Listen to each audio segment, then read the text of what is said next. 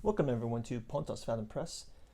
This is episode 38 of the Pontos Fathom podcast, and today we're going to talk about the dragon and the Grail. And our focus will really be on the works of Laurence Gardner. We've mentioned some of these in the past few of these dragon podcasts. We've been doing a dragon series, and today we'll sort of talk about the Holy Grail, Bloodline, the Pendragons of Arthurian Legend, in context of sort of Gardner's works. But I really want to focus on this Grail and dragon connectivity.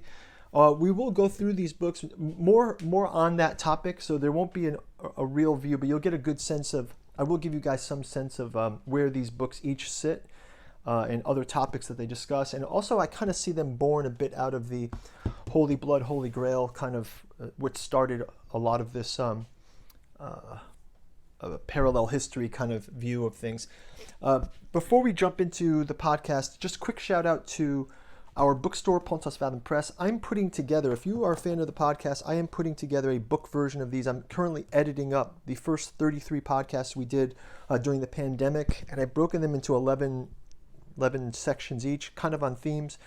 I'll be releasing volume 1, Jungian Alchemy and Horror and Science Fiction, probably Q1 of next year. There's also Theosophical Psychoanalysis of Pulp Fantasy and Anime.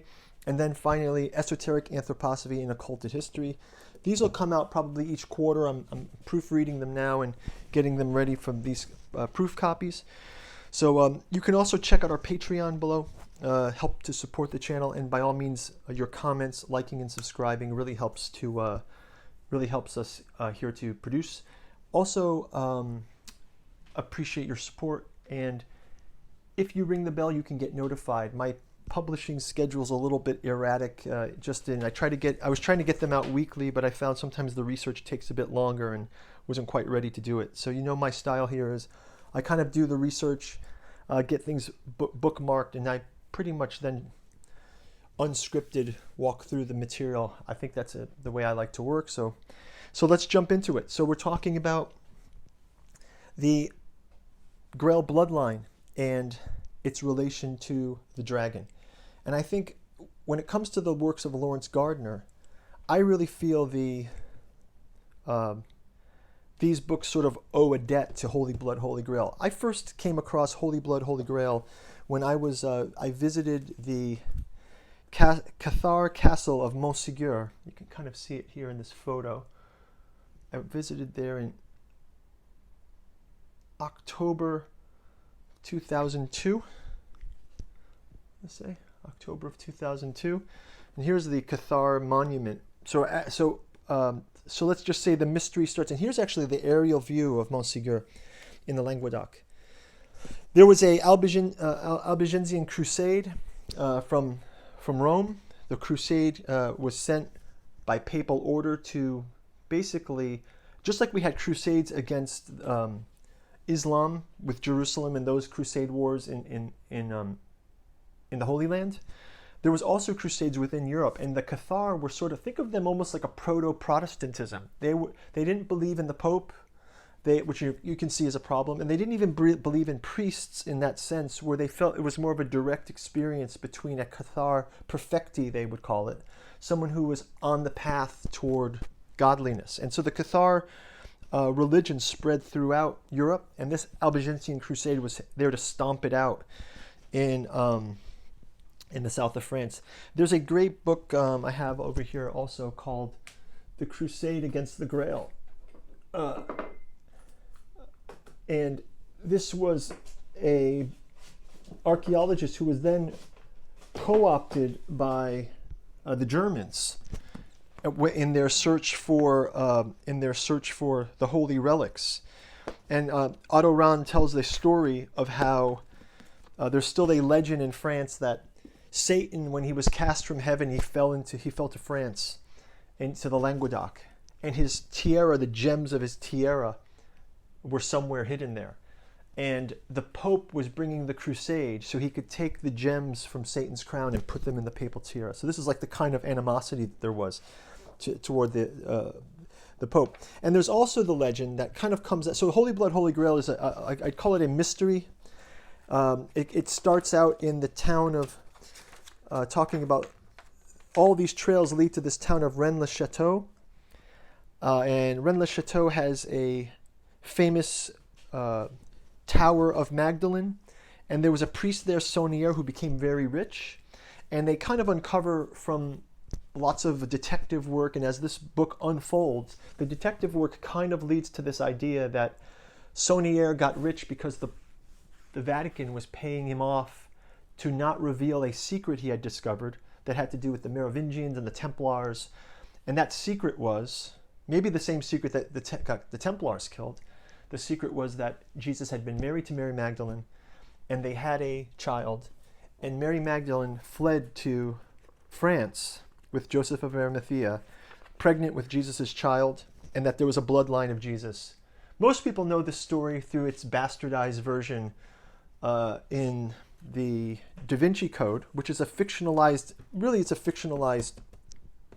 ripoff of Holy Blood, Holy Grail. So that's where I first discovered Holy Blood, Holy Grail in France. And you can kind of see here, even the execution of the Templar Jacques de Molay, all of these plays against the truth. So one of the things that's very interesting is how Magdalene was seen. Like Magdalene was seen for so long as not the wife of Jesus at all, but as a prostitute that Jesus was kind to, right? When actually the Cathar, you can see this here that says the Cathar really felt that Magdalene was the Saint Peter of the Cathar, right? So just as Saint Peter is to Rome, Magdalene was to the idea of the Cathar religion. So she was the beloved one of Jesus, and because she held the bloodline, right? And I think the title here alludes to a discovery that they have, or a realization. We know it as Holy Grail, which is Sang Grail, San Holy Grail, the saintly cup. But if you just move the G over, you have Sang Real, the blood royal, right? So maybe it's a misinterpretation. It wasn't a cup, but the vessel was Magdalene herself. They have this one call out to a book that was privately deposited into the Bibliothèque Nationale in France, and it was called Le Serpent Rouge, the Red Serpent. And again, now we're getting into some of that dragon lore already. What is this red serpent? It kind of reminds us of the Welsh red dragon, something like this, right? So a red dragon, a red serpent. The Serpent Rouge is a singular work. It contains one Merovingian genealogy, 2 maps of France in Merovingian times, along with a cursory commentary. It also contains the ground plan of Saint-Sulpice in Paris, which delineates the chapels of the church's various saints. But the bulk of the text consists of 13 short prose poems of impressive literary quality, many of them reminiscent of the works of Rimbaud. Each of these poems is no more than a paragraph long, and they correspond to the sign of the zodiac. But however, this zodiac has 13 signs with Orpheus, or the serpent holder, between Scorpio and Sagittarius. So again, a snake in the sky, dragon, right? And there are many inscriptions in Rennes-le-Château, and with the priests who set up this church, that relate to some of these red snake and serpent rouge, which is an allusion in some way to a bloodline, right? So if we think of a bloodline, it goes back through time. It looks like a red snake because it's blood, but it's also the dragon, right? And I think this is where we're going to get that cross into the Gardner works that he really goes deep on, because it's a bloodline of Jesus. It's a story across these books.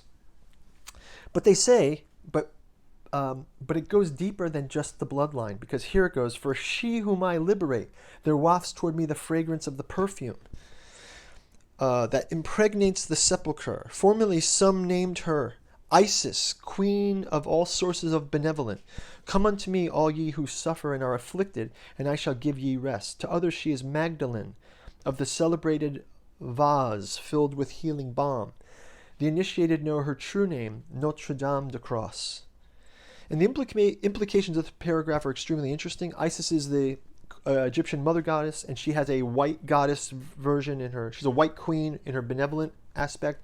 She's a black queen in her malevolent aspect. And according to these writers of this, the Serpent Rouge, she is said to have survived under Christianity in the form of the Virgin Mary, the Queen of Heaven. So again, we have Isis continues onward as the Virgin Mary. But according to the Serpent Rouge, the mother goddess of Christianity is not the Virgin. On the contrary, she appears to be the Magdalene, to whom the church at Rennes-le-Château is dedicated and to whom Saunier consecrated his tower. And Notre Dame does not apply to the Virgin either. It's a resonant title, so it's almost like Magdalene is Our Lady. Is Magdalene the mother goddess, they're saying now. Maternity is the last thing we generally associate with Magdalene. In popular Christian tradition, she's a prostitute who finds redemption by apprenticing herself to Jesus. She's also the first person to behold Jesus after the resurrection. Now, isn't this interesting? Jesus lives on in a resurrection by the birth of the Serpent Rouge, the red bloodline of the queen of the bloodline, Notre Dame, Magdalene, right? So the vase of healing balm suggests the Grail, and in the Grail legend, they talk about this a lot in Holy Blood, Holy Grail. We usually have the idea that the legend of France is that Magdalene and Joseph of Arimathea, who had the cup, that caught the blood from Jesus' crucifixion, and they took that cup with the Holy Grail to France. But you can see that there's sort of there's a stenography about this story. It's almost like an alchemical tale. You know, it's like Joseph of Arimathea takes the cup of Jesus' blood, which in fact is his wife, the Magdalene, who's pregnant with his child. So you see it's written in a code. It's almost like a crypto Christianity that survived into Europe and then became Catharism, some might say. There's a quote here that says, in consequence, she is extolled as a saint, especially in France, where according to medieval legends, she is said to have brought the Holy Grail. But instead of being a cup, they enshrine Magdalene as a place usually reserved for the Virgin, right? So this is an interesting place to start with the Holy Blood, Holy Grail.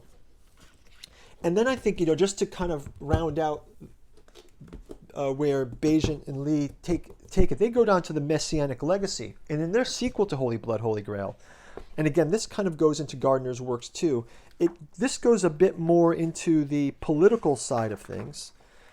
But we do have some interesting details here around. I want to look. There's a quote from Revelation here that I think is really interesting. While these guys go more to the idea of politics and political intrigue. So the idea is like almost like a Bilderberg type of thing, where if they've kept this secret from us, from Holy Blood, Holy Grail, what was the reasons for it, and what are the structures that come out of this? And even the Merovingians considered themselves part of the Jesus bloodline, right? So there's all these people claiming connectivity to the Jesus bloodline. One thing that comes out of this is, if you read the biblical account of Revelation, right? It says here in Revelation, they talk about the War of Heaven. I think this will take us into the Holy Blood, Holy Grail. The bloodline of the Holy Grail, the first book of Laurence Gardner. So there's a quote in Revelation 12:7. It says, "And there was a war in heaven. Michael and his angels fought against the dragon, and the dragon fought against his angels, and prevailed not. Neither was there a place found in heaven. And the great dragon was cast out, and that old serpent called the devil and Satan, which deceiveth the whole world. He was cast into the earth, and the angels were cast out in it." So we get this story that's sort of like the typical angel war in heaven, and Michael's involved. And if we go into, bloodline of the Holy Grail, the hidden lineage of Jesus revealed, Gardner sort of takes us out to, he begins the book with the first chapter. He says, "Who does the Grail serve?" And in the tradition of Holy Blood, Holy Grail, they go into this idea of it's a royal bloodline. But in this book, they keep the time frames within biblical time frames. So we start out with the fall from heaven. We start out with Genesis.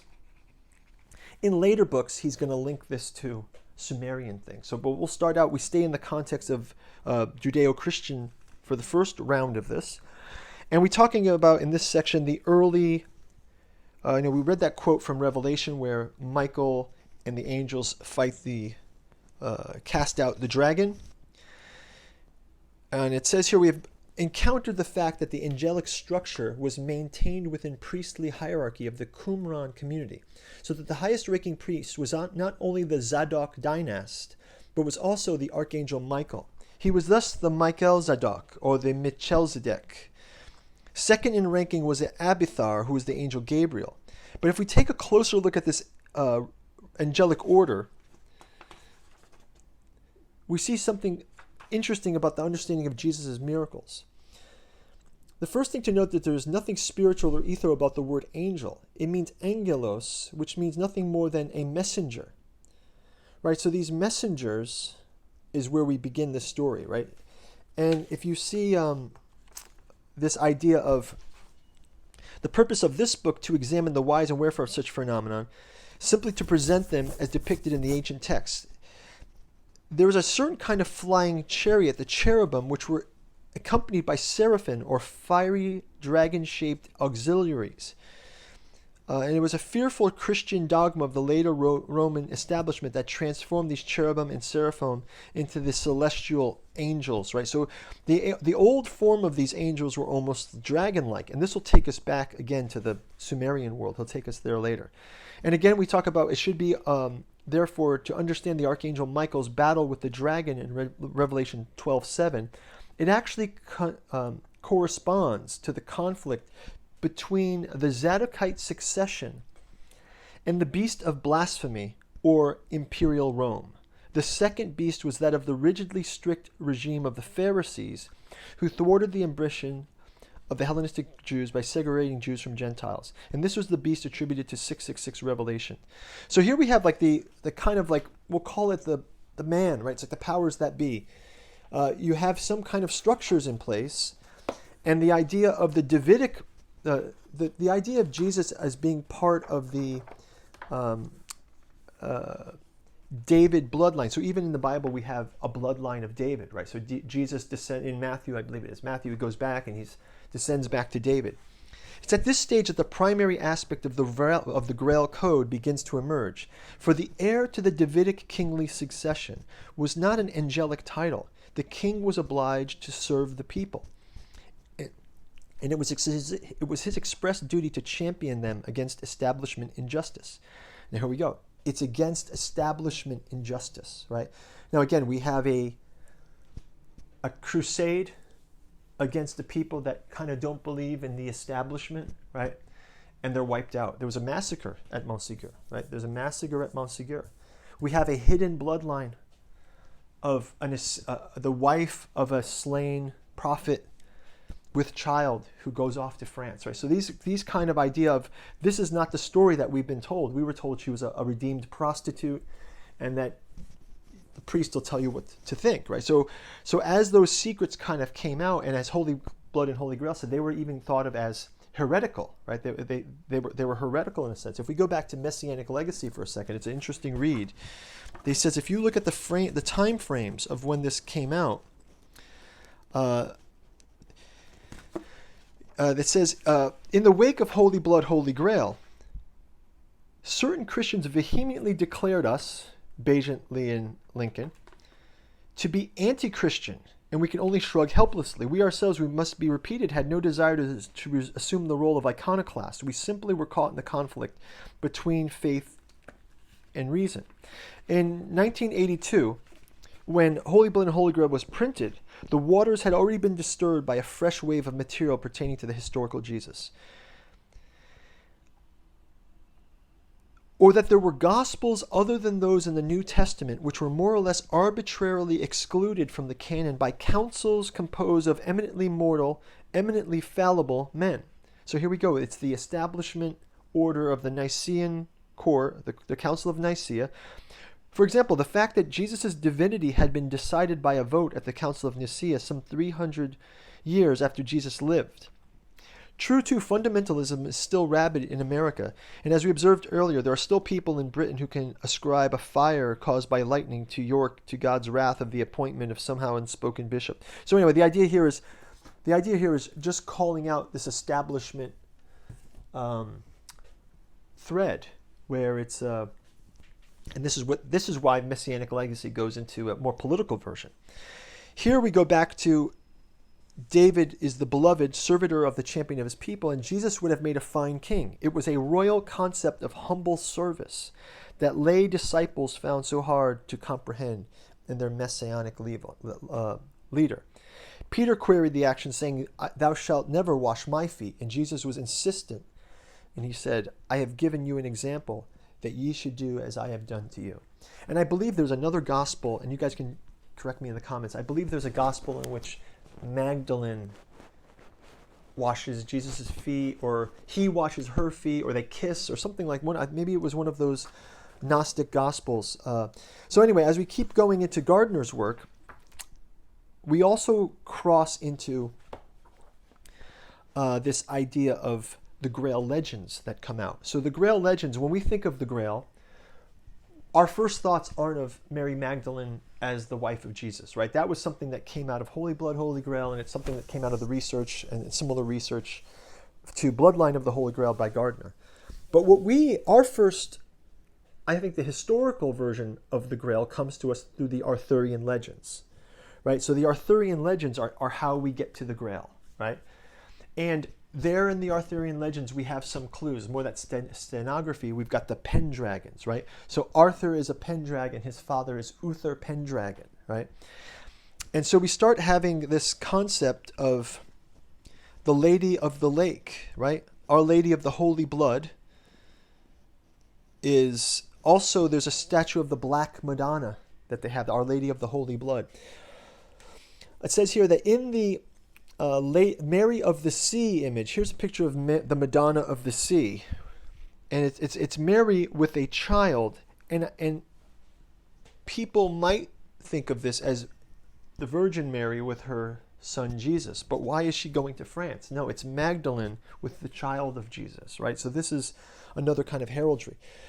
As 11th century Scotland, Edinburgh's port of Lee incorporated their own official symbol, the emblem depiction of Mary of the Sea and her Grail child in a sailing boat protected by a cloud, a reference to James, Joseph of Arimathea, who was once the cloud, the leader of the pilgrims. So she's sort of obscured by the clouds in a way. Maybe the current onset of the age of Aquarius will see the end of a male-dominated history, but for the time being, the majority of such works are published in the old style and format. Very little research is required, however, to discover the concept of the nobilis uterine, the matrilineal inheritance of nobility. That was a concept embraced through the Dark and early Middle Ages. And I think this is something we forget.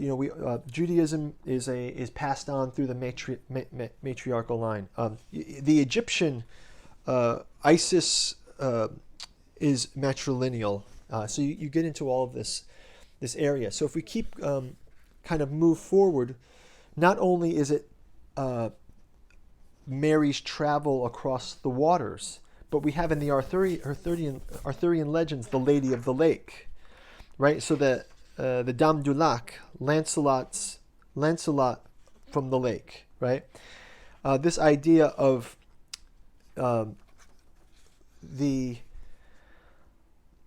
source of Excalibur, right? If you remember the John Boorman movie, right? The Excalibur film, Merlin releases the fog, which is the dragon. Uthar, you summon the dragon, right? And he releases this fog that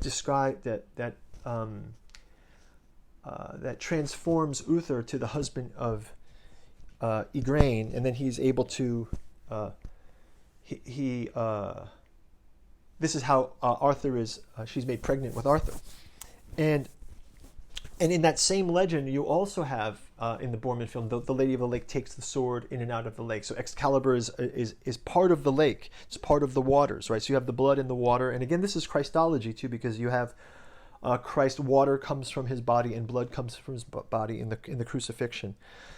So if we continue into Bloodline of the Holy Grail and looking at these elements of the Arthurian lore that link us back to the Grail, is the name Pendragon itself, right? So we have Pendragon, or the head of the dragon on the island. The Pendraco Insularis was the king of kings, the council of the Celtic islands. Pendragons were appointed from Celtic royal stock by druidic councils. And then you have this idea of Cymbeline and Camelot. Colchester was once called, there was an iron fort in the land of Colchester, and it was called the Camelot, or Camelodunum, from the Celtic camulat, meaning curved light. So the curving of light, right? And this was retooled as Camelot, the court of Camelot in the Arthurian romances. And so you have the idea of Joseph of Arimathea coming to Gaul, and he sets up a church in Glastonbury. So you have the idea too that the dragon in Celtic mythology is directly from the holy crocodile, the Messe of the Egyptians. The pharaohs were anointed with crocodile fat. So there's the oil of crocodile fat was used in the anointing, and they were called the Messia, right? The image of the intrepid Messe evolves to become the dragon, which in turn became emblematic of mighty kingship. The Imperial Romans displayed a purple dragon on their standard, and that is the symbol that is depicted in Revelation 12:3, when Michael confronts the dragon with 7 heads. So let's go see that one. So Michael 12:3, the dragon with 7 heads. We got the King James here. Second reading from Revelation. And there appeared a great wonder in heaven. Behold, a great red dragon having 7 heads and 10 horns and 7 crowns upon its head. And his tail drew the third part of the stars of heaven and cast them to the earth, and the dragon stood before the women. And this is where Michael and the angels cast them out. But again, this is steganography in some ways. What is that alchemical story that we're learning about through this tale? So then, if we go continue on, and again, now we're going back to not only is the Grail referred to as the Red Serpent, but it's also referred to as the vine. It's the red wine, the wine of the ceremony. That's also the bloodline, right? And there's actually a unicorn image in the Cathar Allegory, sort of this idea. And you can see this is, we're going to explore this in next week's podcast, because I want to do a similar exercise. I'm going to work you guys through a similar exercise where I show the Jesus parallels to the dragon myth. And instead of, this is a very creative artistic interpretation of the wine, the vine, the crucifixion, and then the unicorn. We'll do this similar kind of iconography with dragon motifs, and it's going to be a very good podcast. So I'm working on that one. It'll be a little different, as I will actually be preparing the visuals for this one. So look forward to that, and you guys can ring the bell and notify when the next podcast comes out, when podcast 38 comes out, probably in 2 weeks, I'd say.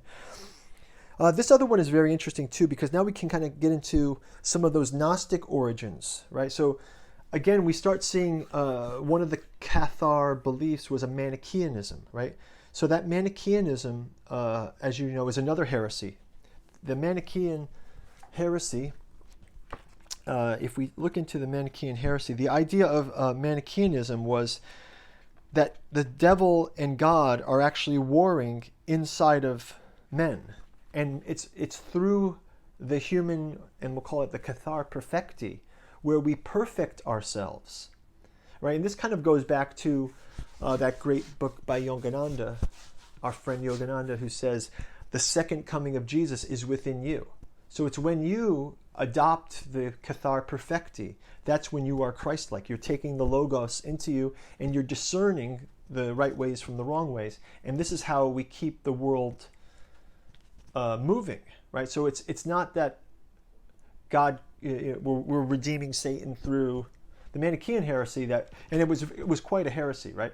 It's not that there's that Satan has the earth and God has heaven. It's like the world is a conflict between good and evil, and it's through our acts, it's through our faith that we keep them moving forward in sort of almost a Jungian alchemical integration, right? Which nobody wants to hear that when you have a power structure, and a corrupt power structure at that. And it was quite a heresy. You can see some of the heretical statements about them.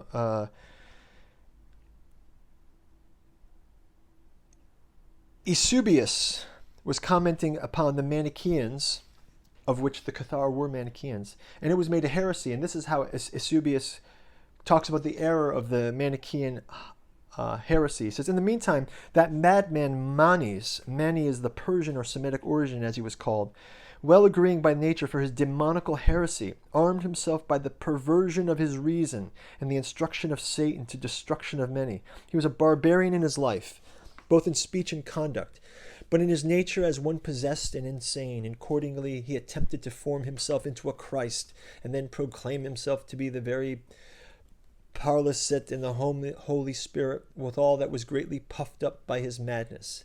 And there, as if he were Christ, he selected 12 disciples, partners of this new religion. And together false and ungodly doctrines collected from 1,000 heresies long since extinct, made extinct by the Council of Nicaea, by the way, right? And by Albigensian type crusade things, right? So this is like stay on message or be eliminated, right? That's why it's called the Roman Church, right? It was a Roman church. Hence the impious name of the Manichaeans spreading among many, many even to the present day. Such was the occasion of knowledge. It was falsely called and sprouted up in these times, right? So this idea of Manichaean heresy takes us all the way back to the Gnostic origins. And here we have a picture of Sophia, right? And Sophia, again, she's standing above the dragon, right? And she's got her black wings, and she's got a serpent. And she's triumphant. She's got the therapeutic serpent around one arm, and then she's got the slain dragon from which the phoenix rises in the other.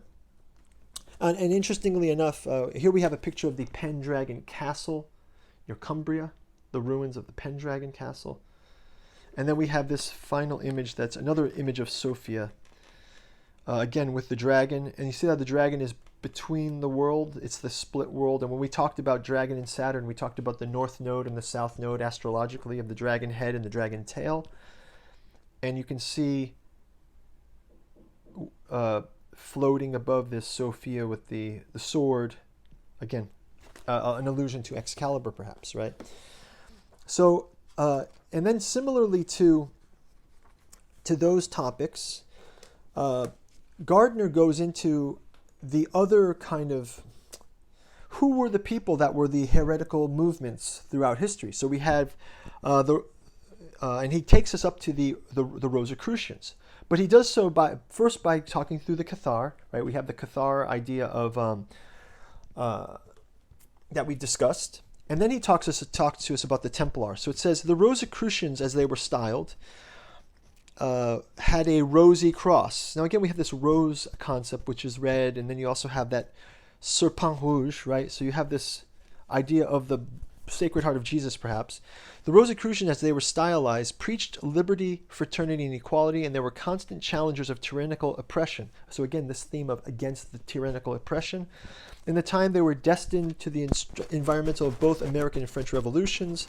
Following the Reformation, the Rosicrucian order was responsible for the establishment of a new spirituality. And this Rose Cross movement goes all the way back to the 1600s and King James. Again, we're going to go back to King James. In this case, is demonology. But before the Rosicrucians, it says, it became apparent that the Rosicrucians, like the Cathar and Templars before them, had access to an ancient knowledge which held more substance than anything promulgated by Rome. Wow, a secret knowledge, right? A secret knowledge And against the weight of this onslaught, Rome's only defense was to continue with its well-tried declarations of heresy. Let's stop right there for a moment. We'll go back to the Templars and their heresy. Right, so the Templar heresy. They've got this, as you guys know, the Knights Templar. They go on crusade.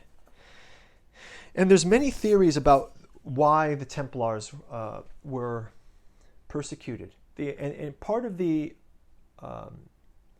were burned at the stake, and they were also said to have been performing blasphemies with the severed head of John the Baptist, and other acts, and also worshiping Baphomet, the goat of Mendes. Right? They sort of have this goat of Mendes concept. Here we talk about some of this. Stark's main conviction was the source of occult knowledge. So the idea here is that maybe the Templar order came into some occult knowledge while they were in the East. Like, so maybe it was their encounters with Islam. There's a great book out there called The Templars and Islam, something like this. It's very interesting that the Templars became kind of Hermetic knowledge. They were Rosicrucian in a way. And when we talked about the Rosicrucians, they were precursors to the Rosicrucians, just like the Cathar were, because they were taking Christianity and injecting it with another level of esoteric knowledge, let's say. Stark claimed that the Renaissance occultist Henry Cornelius Agrippa had been a clerk of the temple, and there's little doubt that Stark was acquainted with the passage in Agrippa which denounces the Templars as wizards. His Templar ritual heavily emphasized the magical elements he thought he could come from the Templars. Stark was apparently the first person to pick out the Baphomet accusation and charge the Templars had worshipped a magical image of his name. Right? So this is where that Baphomet linking the Cathars to Satanism comes up. But in fact, maybe it was something a little bit different, right? What if it wasn't a heresy? What if it wasn't Satan worship? Why would they worship Satan? They were successful. They had papal.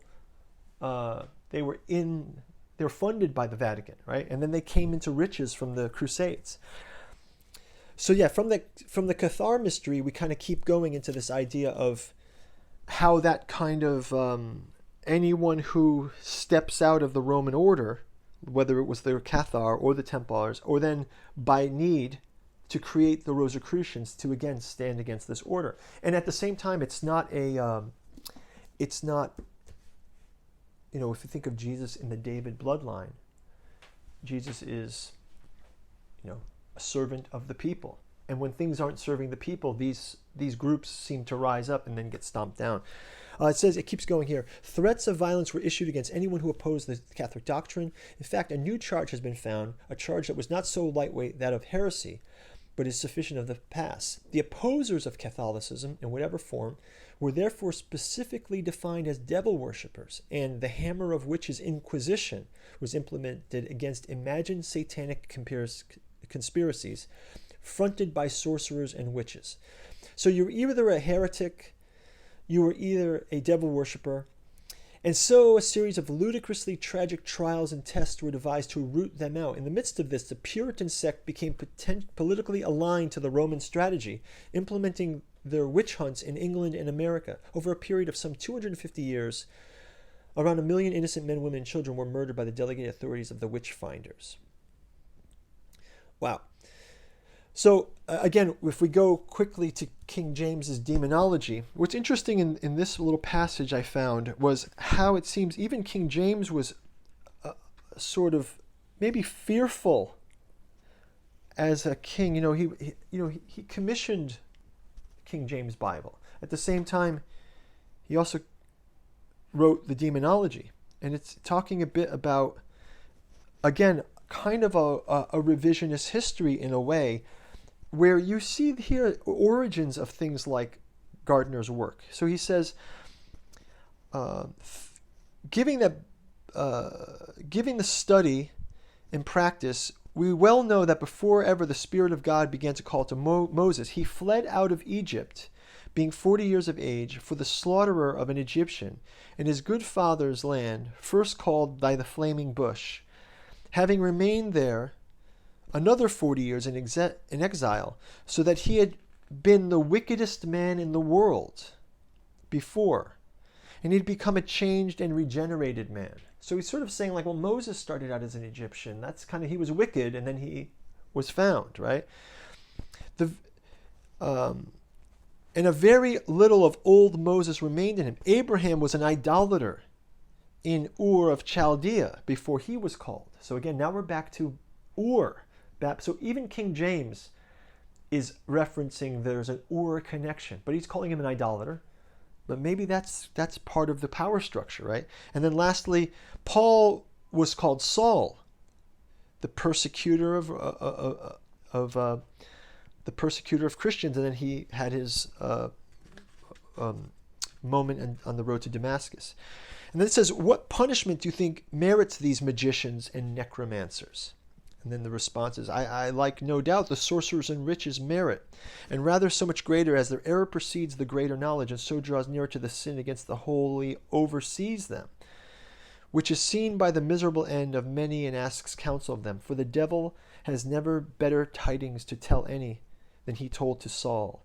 Neither is it lawful to use so unlawful instruments, were it never for so good a purpose. For that axiom in theology is most certain and ineffable.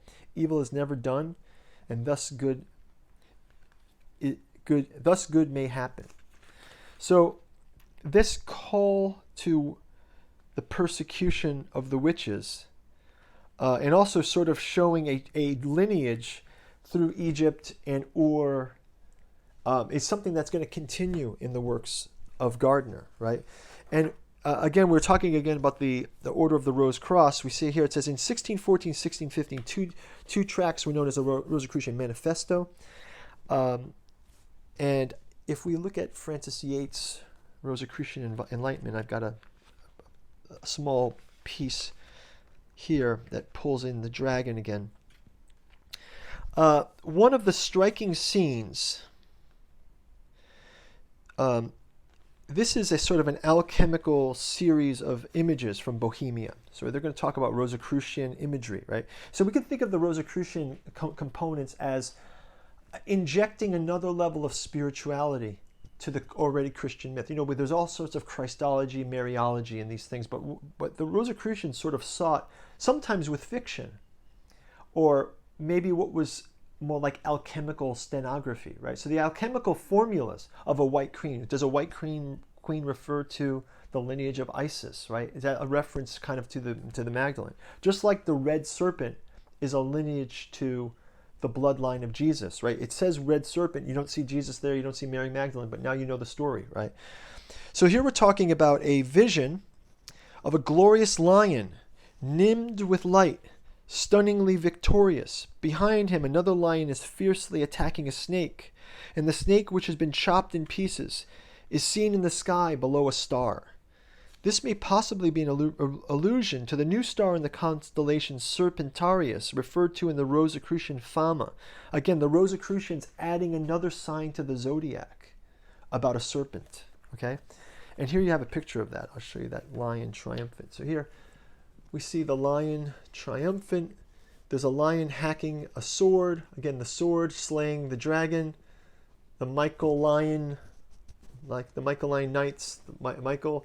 And then you see in the sky a star. Maybe it's Saturn, who knows. And then a serpent sliced in half, like the nodes of the moon. And again, this is where you can, if you know the stenography of an image like this, you can start to see perhaps the lion is Leo.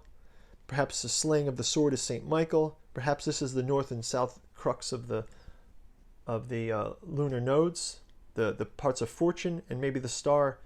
Could it be Saturn? We don't know. So this idea of the Rosicrucian adding this level of imagery is just something I wanted to call out, and I believe it kind of comes up in these Laurence Gardner books as well. If we go on to this idea of the unicorn, again, a unicorn, a mythical creature that doesn't exist, a dragon, a mythical creature that doesn't exist. It said the unicorn was the mystic beast among the foremost symbols of the Albigensian Crusade, Cathar, who were so hideously persecuted by the Inquisition. In medieval legend, the unicorn was associated with fertility and healing. And again, we've got that image here of the... we had that image of the unicorn and the cross. I think it's in one of the plates. The unicorn and the cross, right here, right? This unicorn, the Cathar vine of the bloodline. It's also the Logos. That horn is sort of the Logos, right? In medieval, it's a chakra. Is it the crown chakra point? And right, the crown chakra point, the crown of the king, right? Something like this. Among the Davidic line, the horn of the unicorn was equivalent to the blade in Grail lore, and it was represented by the male symbol. The king with lifted head and the holy lap is originally expressed in the poetic rite of the old Sumerian Mesopotamia in the land of Noah and Abraham. The Cathars only believed the Christian horn of the unicorn could purify the false doctrines that flowed from the Roman Church. And they often portrayed the horn dipped into a stream or a fountain. There is a great... I've been here before too. There's a 7 Flemish Hunt of the Unicorn panels in the cloisters of the Metropolitan Museum in New York. Come from the 16th century Languedoc. Yeah, there's actually in part of the cloisters in New York, this museum has taken the cloisters and moved them there, and you can actually see these panels of the unicorn. And one of it is a captured unicorn. He's being chased on a hunt and captured, and then he's sacrificed. But then again, he's seen alive again in the Garden of the Bride. And it's a replication of the Jesus story. So the idea here is that Jesus is the unicorn who is hunted and slain, but then he comes again. He rises again, right? So, which is interesting because I'm going to add that to my Blade Runner topic. So we basically get in our first book of Gardner's this sort of introduction to the bloodline of the Holy Grail, Jesus' role in it, sort of this idea of authority, secrets that we've been hidden from, dogmas that may or may not be true. And then we move into the second book, which is called The Genesis of the Grail Kings. And this is where many of the dragon symbols really come through, because now Gardner takes us back to takes the Sangreal, the blood royal, he takes it back into the original house of the dragon, Tiamat. And we're showing here the Celtic races of Europe. The dragon was the ultimate symbol of sovereignty. The head dragon, or the Pendragon, it goes, but it's also around the world. Here we see a Chinese dragon, right? So the idea of slaying a dragon is such a European concept where we slay the dragon. But in the Chinese lore, the dragon is not slain, but the dragon is sort of, it's almost beheld. It's an amazing thing to behold. And if one can understand it, you can see this, right? So, in this regard, St. George the Dragon Slayer personified the vengeful Catholic Inquisition against the supporters of the Messianic bloodline. Well, this is interesting. St. George was a saint because he slayed the dragon. And what is that dragon origin? We go all the way back to this cradle of civilization where we see, we begin with Tiamat the dragon, right? The idea of Tiamat is the mother of the dragons, right? So if we go back to the early work, Gardner takes us back to Babylonian and Anunnaki mythology, where we have the god Marduk who slays Tiamat, and he portrays for us the Tiamat story, where it has Tiamat is the queen of the dragons. And he actually has a bloodline in here of this, the Anunnaki bloodline. So you start out with Apsu, which is the fountain of fresh water, and Tiamat, the dragon queen, or the mother of dragons. And when Marduk slays Tiamat, creates the world. Marduk is the avenger. He's the one who slays her with the sword. So again, it's another like dragon slaying story. Marduk establishes the earth and the duties of the moon, therefore. Just like when God says, "Let there be light," and the firmament was separated from the heaven to divide the day from the night, and the water from the land. Marduk also performs this miracle sort of when they slay the dragon of Tiamat. But we also see Tiamat in this bloodline tradition. Tiamat goes all the way down, and Gardner connects Tiamat to that bloodline of Magdalene, right? So he continues on here. It says, in this section, the Anunnaki have their own list, and they have their own king list, which is quite specific, starting from the kingship to the lower heavens. And from there, the Anunnaki planets of our solar system are Mercury, Venus, Earth, Mars, Neptune, Saturn, Uranus, Neptune, Pluto, and each of those planets were portrayed as a god. And you know, there is a kind of theory that maybe there was a planet between Mars and Jupiter that the asteroid belt was. And if we consider that as Tiamat, was there some knowledge of something like this? Is one theory. Quite what these beings looked like, speaking of the Sumerian gods, are quite human in appearance. Most of the depictions show them tall with large eyes, unlike that had been anything to do with serpentine figures, and unlikely that these have anything to do with the Anunnaki as such, though no records do indicate that the word serpent was used in a descriptive manner.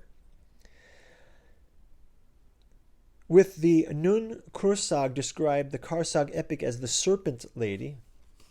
But the interesting thing is, this facial characteristics of these statuettes are not dissimilar to be found in other deities all the way to the Carpathian and Transylvanian regions of the Black Sea. It was from the Black Sea in the kingdom of Scythia that the ancient Scot Gaels migrated to Ireland. And an old Irish word which denotes a serpent or dragon is sumer. So that's kind of very interesting. The Irish word for an old Irish word for serpent or dragon is the sumer, with like Sumerian. And continuing to this, we have another kind of inference into this Rosicrucianism that goes back much older than we think. You know, we think of the Rosicrucians coming out of European tradition as re-injecting spirituality into Christianity. But we have here, in the Midrash, the Phoenician traditions, the mark of Cain is defined as being an upright centered cross within a circle. It was in principle the graphic representation of a kingship, which the Hebrews called the Malkut. The kingdom from the Akkadian word Malku was sovereign. There's a legacy of Tiamat, the great matriarchy of the Grail bloodline. In accordance with that history, the imperial and royal court of the dragon, an ancient fraternity with the Egyptian origins from around 2170 BC, the outer circle of the mark of Cain was emblematic of a serpent dragon clutching its own tail, known as the Ouroboros. In more recent representation, it was shown in this form. The cross, called the Rosicrucis, from rosy dew and crucis cup. So it's the dew cup. So again, we have a Rosicrucis is a fire cup, a dewy fire cup, which also is another steganography for Grail, right? So the cup became the emblem of the womb, representing the maternal aspect where the royal blood flowed. And it was therefore deemed that the Mesopotamian kings were individually married to the mother goddess, Tiamat the dragon. As cited by Oxford Assyriologist Stephen Langdon, ceremonies were actually conducted in regard. In its female form, the circle within the cross, the mark of Cain becomes a familiar symbol of Venus. So Venus is now called the mark of Cain. And then we have Lilith. There's also this idea of Lilith with Tiamat and Lilith's connection. Because there's another woman besides Eve. There's Lilith in some traditions, right? And that second woman Samael and Lilith has to do with the tree of knowledge of good and evil. But again, all of these things are sort of a hidden history now. And here we have the early Welsh dragon again. So we've looked at this passage before, but I wanted to just call it out again here. It says, again, it's linking Gardner's view of Magdalene, Jesus' bloodline, and with the dragon. So here we say, it was in the dealings of the heritage of Lilith that the Jewish church of the Middle Ages came to shadow the Christian church's denigration of Mary Magdalene, and for some reason she was proclaimed a wicked harlot and a sorceress. Whereas Magdalene was the wife of Jesus and the mother of the sacred bloodline, the Sang Grail, from the 1st century. And it was Lilith, in descent from Tiamat, the dragon queen of the Apsu, that it all began. Hence, as a senior heiress to the primeval Tiamat, Lilith was likened to be a serpent or a dragon. The term dragon derives from the Greek drakon, meaning serpent, while in Sumer the word Usumgal, dragon, and Musumungal, serpent, were metaphors for the praise of a king or a queen. And we also see the name holy crocodile was Draco in the Egyptian, and the mighty dragon of kingship whence was named the Pendragons, or the head dragons of the British Celtic kingdoms. The first Pendragon was King Cymbeline of Camelot, and the last was Cadwalder of Gwynedd, whose dynasty introduced the famous Red Dragon of Wales. Okay, so now we've got this sort of continuation all the way to recorded history. And I think just to kind of close out on this book, there's a couple of interesting things here that leads us to the Grail quest, where we talk about the chivalric figures are kind of like they're kind of like the knights, right? So along with the serpent emblem of the eventual medical associations, the Starfire symbol was associated with therapeutic healing, and the cross of St. George, who supposedly lanced and impaled a dragon. In the original tradition, the cross was identified with Enki Samael, who impregnated the dragon queen Tiamat.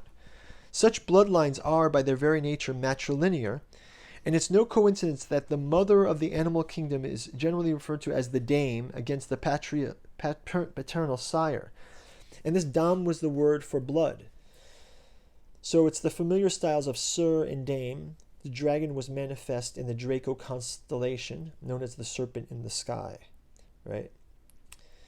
And now you also see this the sort of hermetic nature of the caduceus, or the double serpent of the caduceus, and also the idea that these knights of the Pendragons, the knights of Arthur, are seen as perfecti. They're almost like Cathar. They're supposed to be pure of heart. They're great warriors. They're chivalric figures, right? So you have this chivalric nature of things. And we've looked at this bloodline. So from there, Gardner takes us to some interesting ones that I'll take you guys through in his realm of the Ring Lords. I want to just call out, as we get into Realm of the Ring Lords, now we're going to talk about that Grail quest, right? So we've talked about the bloodline, like the biblical bloodline. We've linked that to an ancient bloodline, which goes to Tiamat the dragon. And I kind of want to just call out these quests for the Grail, because there's some interesting things here. This is Trevor Ravencroft's Cup of Destiny, and it's talking about the quest for the Grail. And as we go into this idea of the quest of the Grail, there's an interesting Parzival story. I believe it's from Eschenbach, where Parzival is meeting with Jeshut, and her husband is Aurelius, and he's going to attack Parzival with a spear. And the spear that he's going to attack him with, he's aimed at Parzival's heart. And it once belonged to a red knight. Now this is interesting. There's a red knight, right? So we have the red serpent. Now we have the red knight. We have the red dragon, right? So this color red. Whenever the red comes up, it's sort of steganography for the bloodline, right? And so, interestingly enough, there's a woman that he meets with, and Parzival is, as always, he is noble, and pure of heart, and Parsifal has no idea that Cuneware is the sister of Aurelius. How gladly does Aurelius agree to ride to her? Destiny is always kind, however, hard in its guise, and now reconciliation at hand. Parsifal has been able to make good on all of his errors, to say pure, sort of. And Parsifal restores the ring that was stolen, and this ring is basically a pardoning for King Arthur's Round Table. So the Round Table, and it's also ruled over by the King Loch of Carnat. It says right here, he finds Cunewar guarding a fountain, and on this fountain a serpent is seen with its fangs around an apple.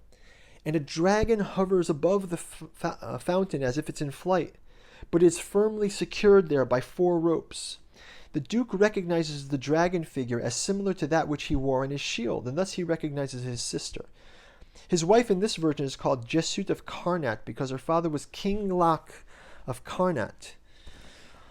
And so this is how Parsifal is welcomed to King Arthur's court with much rejoicing. Cuneware, the guardians of the spring which the Grail sword is renewed, is particularly joyful in his arrival, and King Arthur is willing to forgive him all of his former errors.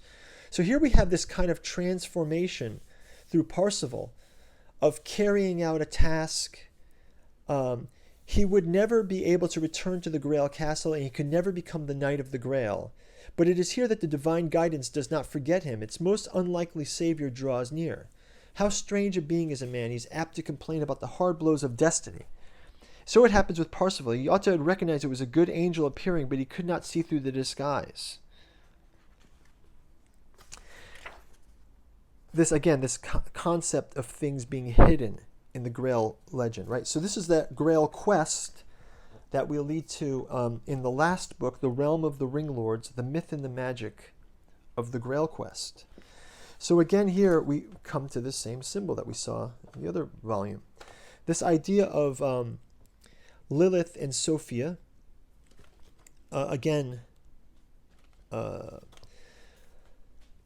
this idea of these druidic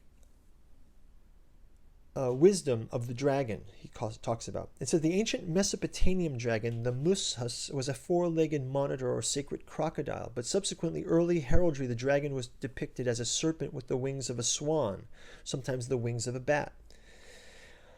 Also we have seen the Messianic kings and queens were themselves called dragons or Pendragons, and were reckoned to uphold the sexual prowess, the warrior fearlessness, and the ultimate wisdom of the intrepid beast.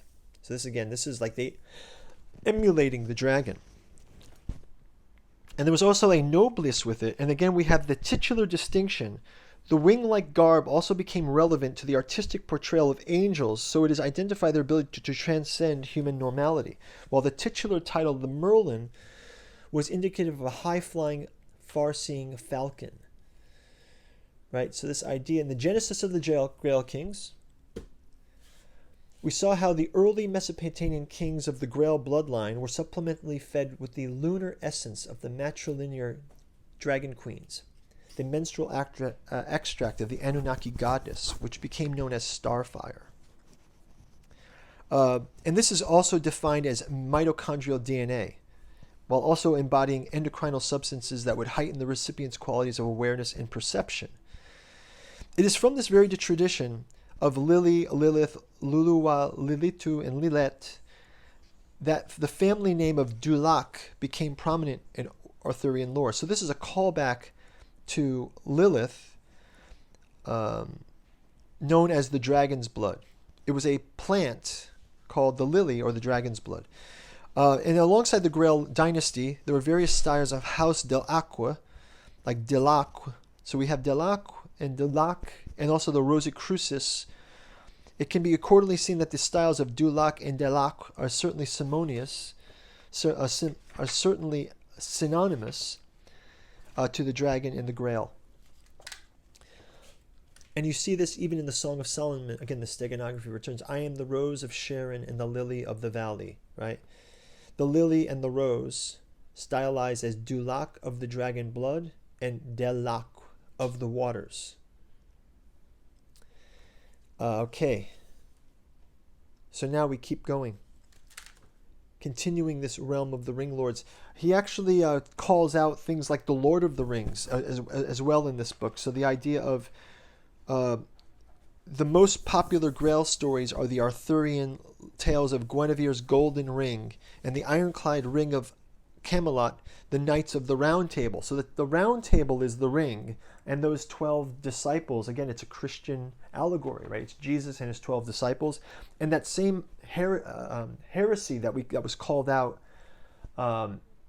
about the Manichaeans as being a self-appointed Christ-like person with disciples, maybe it's just a practice, right? Maybe it was just a practice, right? It's not irreverent, especially when you think of the direct discussion to God that the Cathar thought of, that was so heretical to the church because the church thought they needed to have a hierarchy of priests that related to the central dogma, as they say in Evangelion.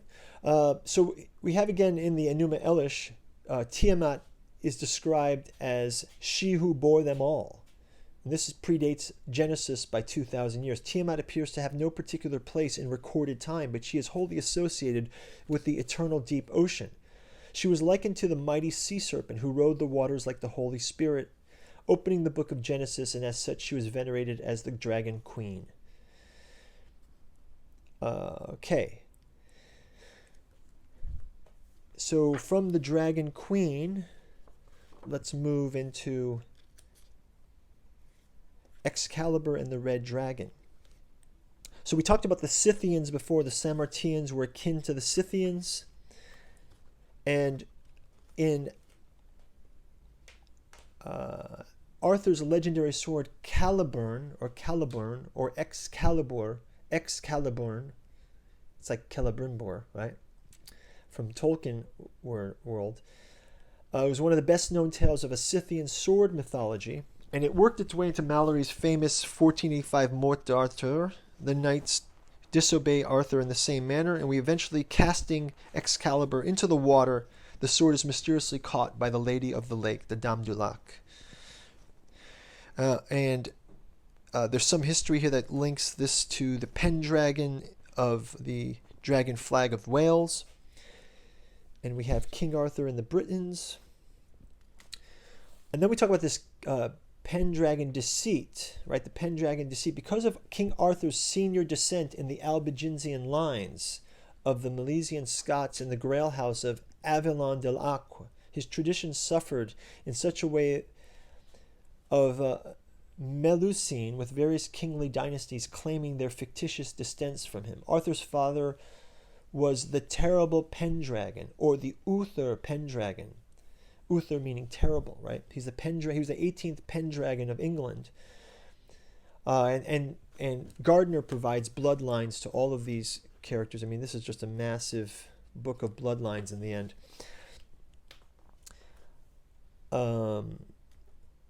It's also known that prior to his marriage to Aidan, Igraine de l'Acque had been the wife of Guenleu de Lux of Carlisle, calling him Gaulois, the Duke of Cornwall, whose caste was to be said in Tintagel, right?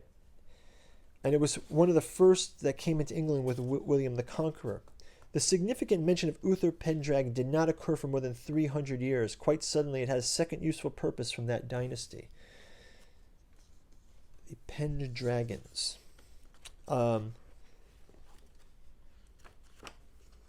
So then next up, we will go into this idea of the Society of the Dragons.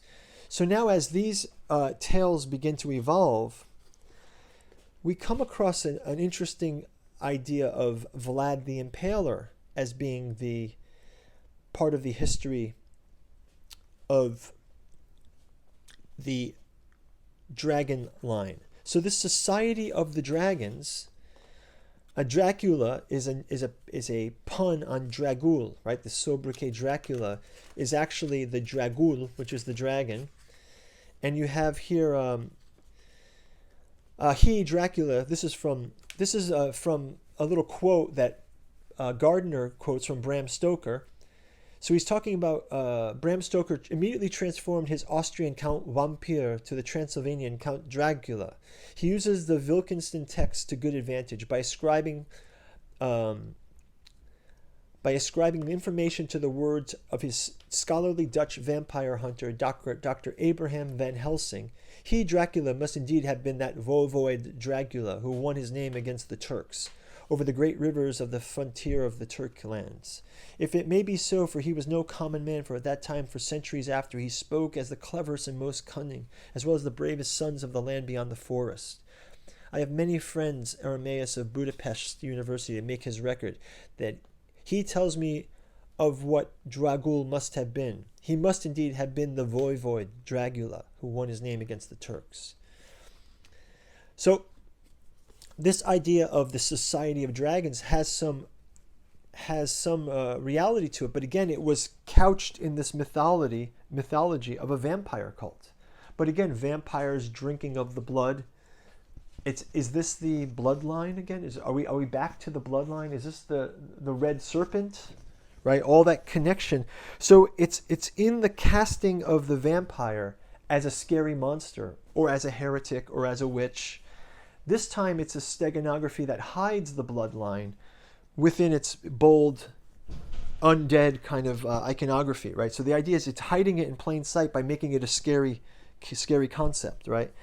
So you have in long afterwards, on December 13th, 1408, in the late Plantagenet era, the Fraternal Order of the Dragon Court was formally reconstituted by King Sigmund of Hungary at the time of war and the general turmoil.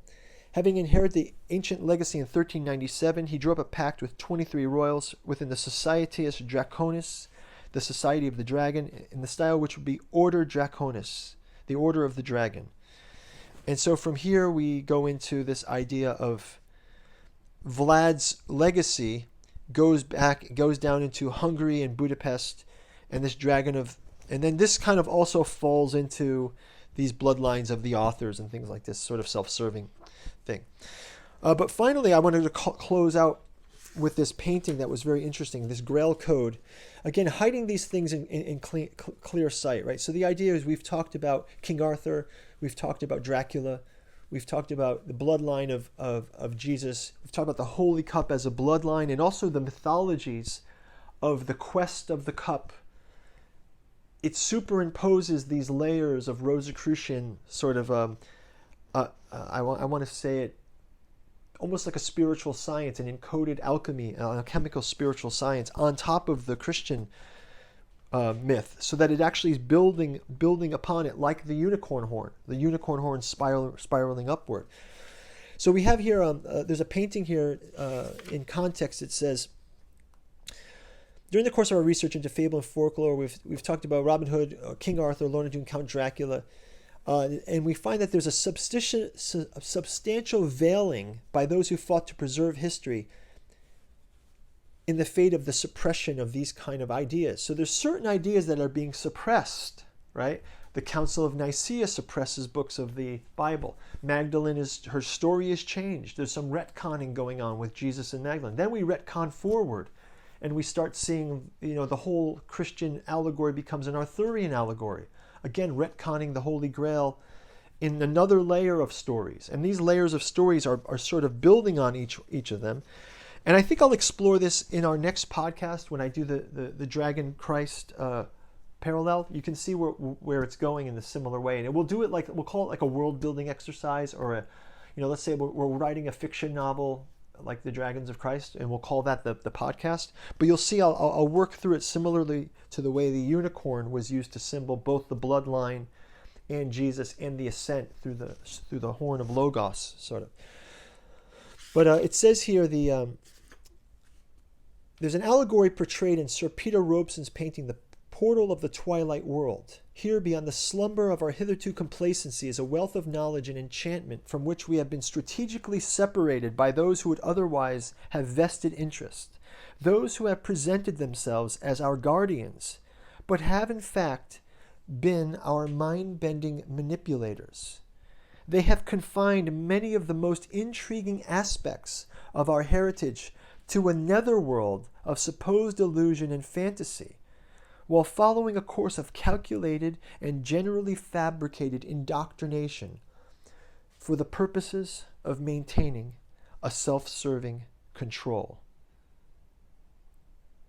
From the time of the Anunnaki overlords of the Scythian Sumerian cultures, and the lore of the eternal ring of wholeness and justice prevailed within the culture of the dragon queens and Grail kings of the messianic Albigen. The Albigen is the elven bloodline. This lore was surmounted by a code of leadership and a kingly practice, a code of mutual service as personified by Jesus himself when he washed the feet of his own apostles at the Last Supper. But this was a code which the emergent church could not abide for. It relied upon a fraternal relationship between leaders and followers alike.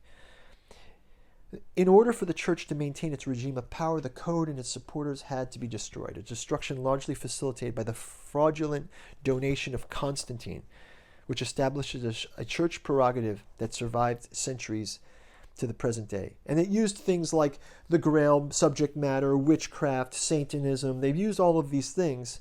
And as the famous quote in the Albigensian Crusade, at some point the Crusaders couldn't tell who were the Cathar that they were supposed to eliminate and who wasn't. And the famous quote is, "Kill them all and let God sort it out." Something like this, right? Let's just take a look at this Sir Peter Robeson's painting. And again, here you can see this is quite vivid painting. And you can see the shield of the kings, Camelot, right? It's in this forest of hope, and yet it's a fantasy image, right? You have this Grail, which shines in the roots of the tree, perhaps the bloodline leading back. You also have the dragons. The dragon here is fighting and firing. They're attacking the dragon. There's flying horses around the dragon. And you can see below ground these fantasies that have been pushed down into the unconscious. And something trying to emerge out of this, through this light of the Grail, through these images of Camelot, this hopefulness above ground, and there's a chthonic side to it with mermaids and underworlds and dark wizards and quests, all of these things relegated to a world of fantasy. Important aspects of heritage are confined to a netherworld of fantasy to uphold an alternative vested interest from the powers that be, right? So this is probably a cool place to leave it. I think you guys will really like my next episode. I will actually produce a sort of a visual thing, and that podcast will come in a couple weeks. So thanks a lot for watching. Leave your comments below. It's a long one, so if you guys are still here, thank you for listening, and hope you found it interesting. Talk to you soon, and have a great day. Bye-bye.